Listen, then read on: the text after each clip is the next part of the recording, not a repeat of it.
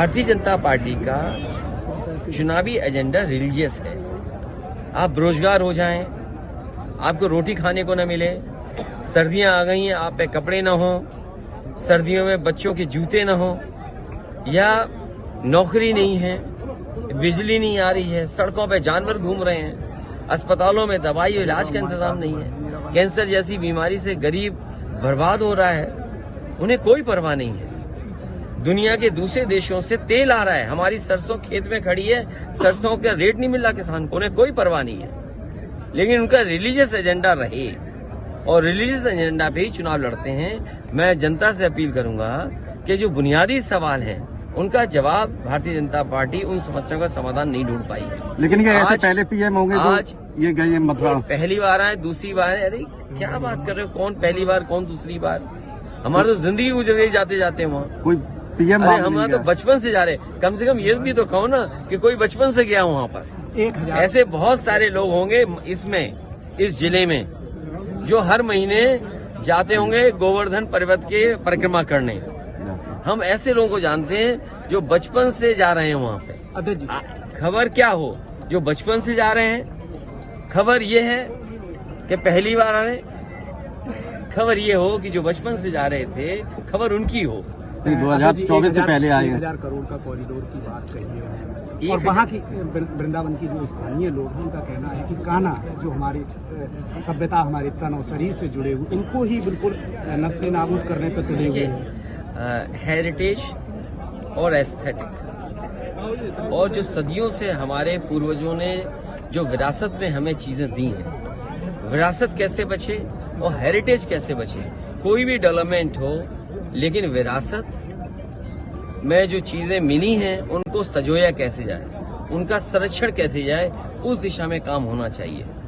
हमारा हेरिटेज बचे, ट्रेडिशंस बचें, और जो वहाँ की परंपराएं हैं कि हमारे कान्हा की किस तरीके से वो सेवा करते हैं, उसमें कोई भी परिवर्तन न हो। मैं समझता हूँ बीजेपी के लिए चुनाव के लिए सवाल बड़े इम्पोर्टेंट हैं। हलाल प्रोडक्ट पे क्या कहेंगे, जो जांच चल रही है? बीजेपी यही करती रहेगी। बीजेपी के तमाम लोग आप जानते होंगे जो नॉनवेज खाते होंगे। मैं अपने फ्लाइट में देखा हूँ, मेरे बगल में बीजेपी के बड़े नेता थे, वो नॉनवेज खा रहे थे, उन्हें चिंता ही नहीं थी कैसा मीट है ये मैं कह रहा हूँ आपसे। और अगर ये बात उनको गलत लगे बीजेपी के लोगों से, तो बीजेपी के लोग आपके माध्यम से कोई सवाल पूछवा लें, और उनके पास तो वो भी होंगे ना, क्या कहते हैं, पता कर लेंगे कि कौन बैठा रहा होगा हमारे साथ बीजेपी के बड़े नेता। एलएनजी पे दिल्ली का सबसे बड़ा अस्पताल 6 महीने करोड़ की संपत्ति जब्त की है। ये मामले चलते हैं नेताजी, हम पर भी सीबीआई और इन सब की जांच हुई, कांग्रेस ने जांच कराई थी। आज बीजेपी की सरकार है, पहले कांग्रेस जांच करा दी थी, अब बीजेपी जांच करा रही है। तो ये जांच इसलिए की जा रही है जिससे कोई बदनाम हो जाए। लेकिन जो यंग इंडिया कंपनी, उसमें तो 38% कम से कम ये राहुल और सोनिया जी के कानून के उल्लंघन नहीं होना चाहिए, क्योंकि कानून का उल्लंघन हम लोग करेंगे तो इस तरह की चीजों को फेस करना पड़ेगा। कानून सबके लिए बराबर है और कानून से ही चलना चाहिए। अगर कानून में कोई गलती है, कानून ऐसा है कि हम दे सकते हैं, तो दोनों पक्ष की बात तो सुननी पड़ेगी। हर चुनाव में सरकारी संस्थाओं का दुरुपयोग आपने खुद देखा है। 2024 में तो उन्होंने ठेका बदल करके अपने ही किसी चेले को ठेका दे दिया, और ठेका पहले था शाहपुर जी पालन जी से, देश की बड़ी कंपनी थी, उससे ठेका छीन कर किसी अपने चेले को दे दिया। अध्यक्ष जी, विधानसभा चुनाव में देखने को मिला कांग्रेस और समाजवादी पार्टी के बीच में रार। 2024 में इंडिया गठबंधन बना रहेगा या किस तरह की रार देखने को और मिलेगी? किसी के इमोशन का फायदा लेकर के किसी दल को ब्लैकमेल नहीं करना चाहिए, और अभी समय बीजेपी को हराने का है। बीजेपी दल को रोकने का है, दल बनाने का नहीं है, पार्टी बनाने का समय नहीं है। पार्टी तो आप बाद में बना लेना, पहले बीजेपी रोक लो। तो किस तरह समझाएंगे कांग्रेस पार्टी को, अगर आप कांग्रेस पार्टी के साथ क्या समझाना, आप समझाना ना। अब आपने गठबंधन चली जाएगी तो समझा देना। आपने गठबंधन तय किया है, गठबंधन में प्रमुख दल है। समझा, दोनों लोग समझा। नेशनल हेराल्ड केस में डीडी देखने को मिलेगा, किस तरह से निपटेंगे? संस्थाएं मजबूत हों, उससे देश मजबूत होगा। संस्थाएं निष्पक्ष होंगी तो संस्थाओं के प्रति जनता का भरोसा बढ़ेगा, और वो संस्था चाहे ईडी हो, सीबीआई, इनकम टैक्स हो, और चाहे हमारी प्रेस हो, अगर इस संस्था को और मजबूत करेंगे तो अंततः जनता और देश को लाभ पहुंचेगा। अभी सुनने में आया है कि बीजेपी एक नेता दलित समाज में दलित माता के यहाँ खाना खाने गए, मिनरल वाटर से लेकर के सब बाहर से मंगाया, बताओ, ये दलित क्या भोज खाना, ये धोखा देना नहीं है क्या? आप खाना बाहर से मंगा रहे हो, बर्तन बाहर से मंगा रहे हो। तो ये बीजेपी के लोग झूठे हैं, इनसे बच के रहो। 3 दिसंबर और वहीं 5 राज्यों में चुनाव हो रहा है, वहाँ 40,000 करोड़ की योजनाएं पीएम मथुरा में है, लेकिन स्वास्थ्य विभाग की किसी को चिंता नहीं। आप ही बताओ, मैनपुरी में आप हो, हम हैं, क्या विकास हो गया मैनपुरी का? बताओ आप। दिल्ली की 10 साल की सरकार ने कौन सी बड़ी चीज मैनपुरी को दे दी? अगर एक बड़ी चीज दी हो तो बताइए आप। अध्यक्ष जी, एटा का सबसे बड़ा कारखाना जो लग करके तैयार हो रहा है बिजली का, वो भी अभी शुरू नहीं कर पाए, अभी तो उसके तार नहीं बिछा पाए। अगर बिजली कल बनती है तो बिजली निकालोगे कैसे, पहुंचाओगे कैसे?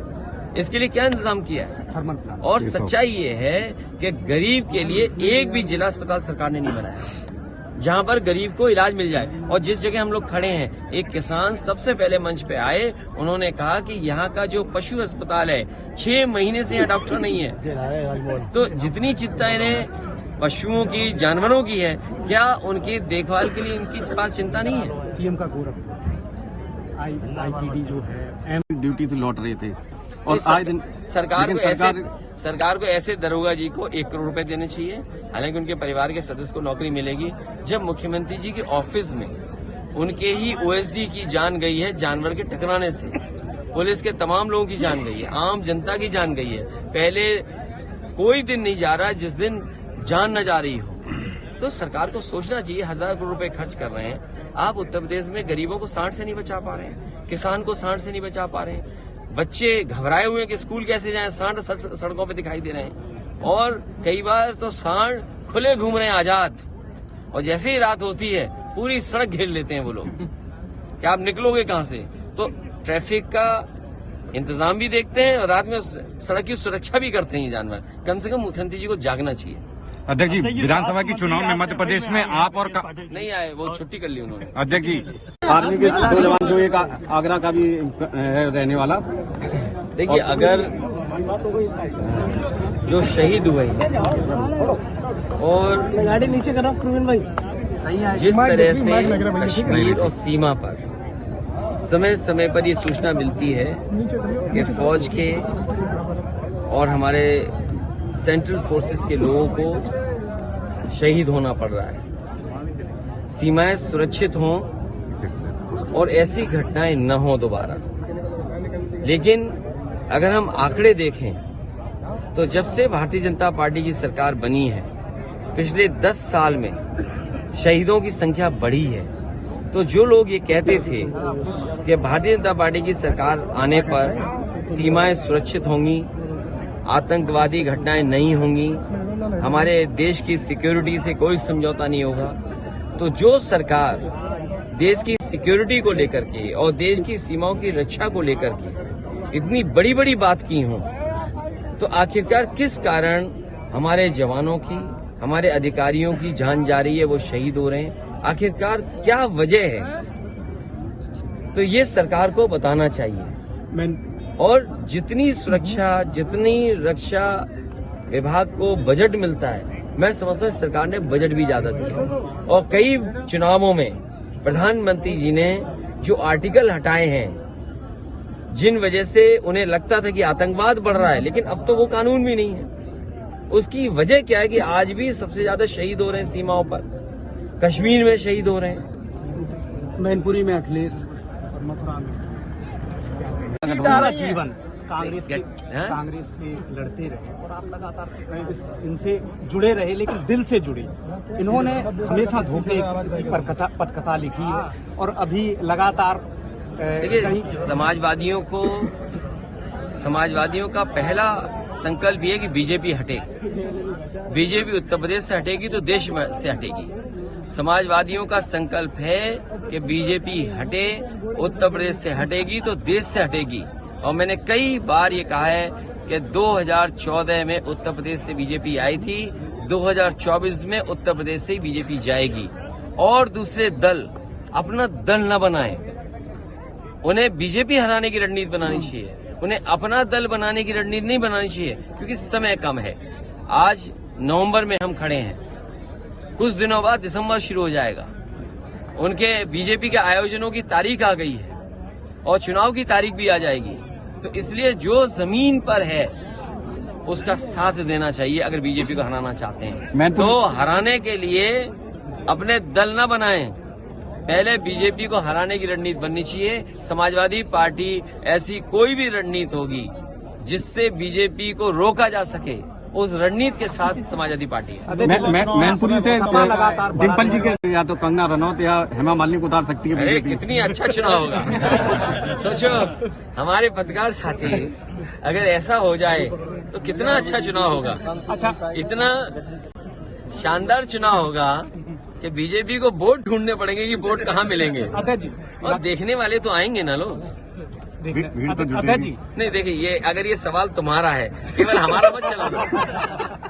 देखिए ये पत्रकार साथी इतने समझदार हैं कि सवाल पूछ करके अपनी आवाज दबा देंगे, जो गलत आप कह दोगे वो चलेगा। तो मैं अपने पत्रकार साथी से कहूंगा अगर ऐसा चुनाव होगा तो बड़ा शानदार और ऐतिहासिक चुनाव होगा। राष्ट्रीय अध्यक्ष जी, लगातार इस बहाने वो सैफई और इटावा का विकास देख लेंगे। राष्ट्रीय अध्यक्ष जी, आपका तो समाजवादियों का बहुत बड़ा देश है, लेकिन ये संकुचित जिनसे गठबंधन किया है, हर जगह संकुचित बात करते हैं। मैंने इसीलिए कहा कि समाजवादी पार्टी का प्रयास है कि बीजेपी को रोका जाए, और बीजेपी को रोकने के लिए समाजवादियों का साथ देना चाहिए जो भी बीजेपी को रोकना चाहते हैं। अभी रणनीति ये बननी चाहिए कि बीजेपी का मुकाबला कैसे हो।